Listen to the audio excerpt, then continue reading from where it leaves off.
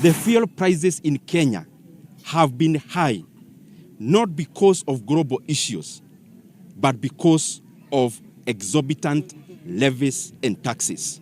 The critical issue is this one.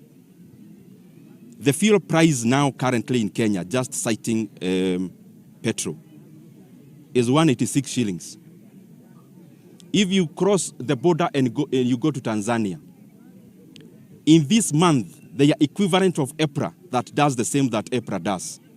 If you just check, or you call anyone in Tanzania, the petrol prices in Tanzania currently is 142 shillings.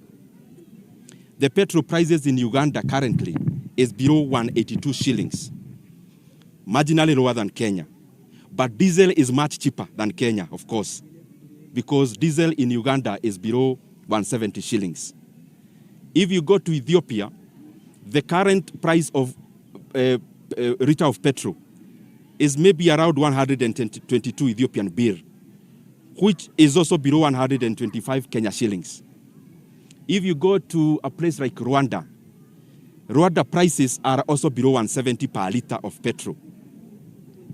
So the basic issue here is that the fuel prices in Kenya have been high, not because of global issues, but because of exorbitant levies and taxes. And of note is that the government actually introduced a levy of 7 shillings last year.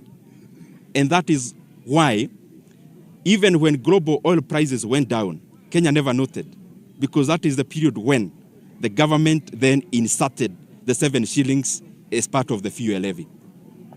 So my issue with this guy is that when that 7 shilling was being inserted, he was in parliament and he was in charge of the finance stuff. And why didn't he whistleblow then? That becomes the problem with some of these people. Like, you've suddenly become honest, you suddenly become clever, you suddenly have morals, you suddenly have ethics. Why didn't you say it while it was happening? You're saying it a year later when you're out of government. Because now I think whatever he's saying is true, but the timing is what makes me question his intentions.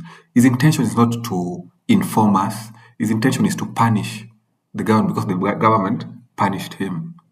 Because why didn't he say it while it was happening? He was in government. He had influence. He could have stopped it. He could have corrected it. He could have whistleblown back then. Why didn't he? I also, because I read some of the responses, because I was really looking forward to getting the truth. It is good that the Minister for Energy and the Minister for Transport restricted their responses to the issue at hand. But it was very disappointing to see the Minister for the National Treasury trying diversionary tactics.